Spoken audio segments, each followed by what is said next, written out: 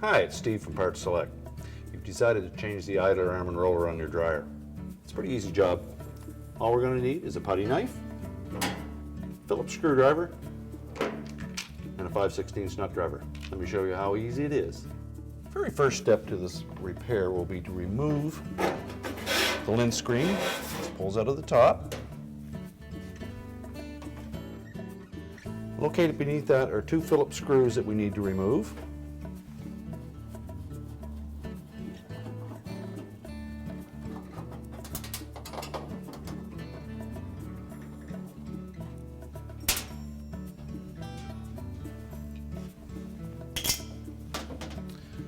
The next step will be to depress clips that hold the top cover down. There's one located about an inch in from the right and an inch in from the left. We'll use our putty knife for that. And you may find that you need to pull forward on the top.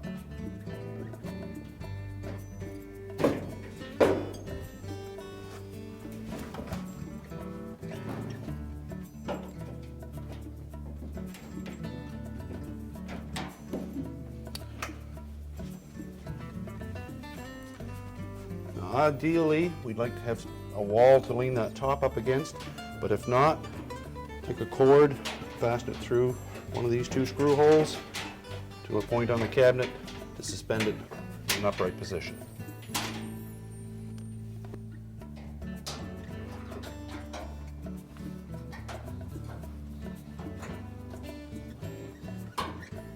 Now that we have our top secured, our next step is to disconnect the wire harness to the switch. Separate the connector. Now remove these two 5/16 screws from the front panel. Be careful not to drop them down inside.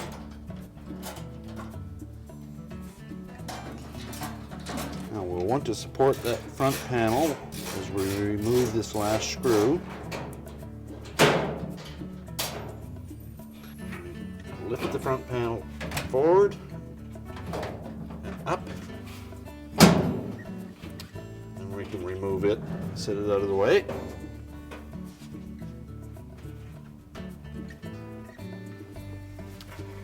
Next we will need to roll the belt off of the idler. While supporting the drum with one hand, reach in on the right hand side here. You'll notice how that belt comes off the drum, around the motor pulley, back in underneath the idler pulley, and onto the drum. Take note of how that belt is orientated on those two pulleys, because we'll need to know that when we put it back together.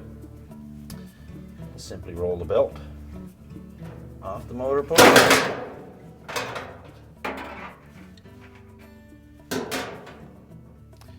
Now to reassemble, we need to make sure that our belt is roughly in the position of the motor pulley. Put our idler in the slot, and we need to support this drum in an upright position. You'll probably do that with your shoulder. We're going to roll the belt over the top of the idler, in through the opening.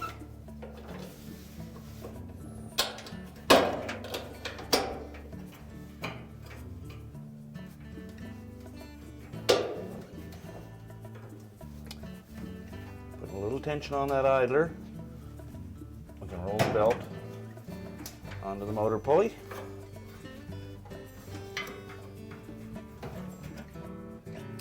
Now, to just line everything up, we'll rotate the drum. At least a full revolution. And now we're ready to put the front panel back. Now, to reinstall the front panel, we need to engage these slots on the front panel with the hook on the cabinet flange. It'll be one on each side. So we'll tuck the front panel in at the bottom. We'll need to raise and tilt back the drum at the same time. Lift up on the front panel till it slides over those hooks and let it drop down into place.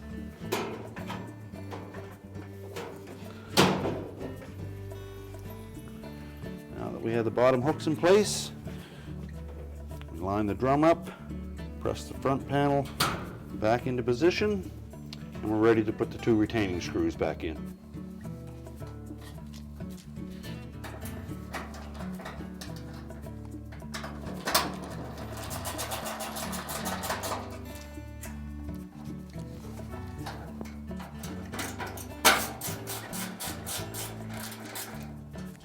Reconnect the wire harness to our door switch.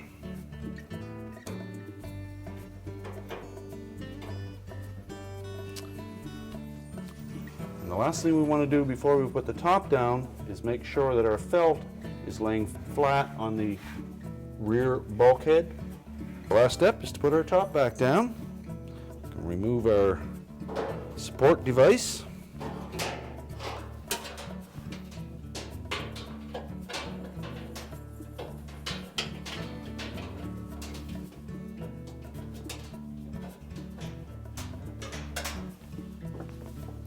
Make sure there's no wire harnesses to get pinched.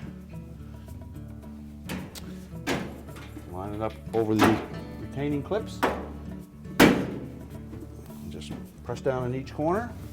Now we'll put the 2 screws that hold the lint filter in place.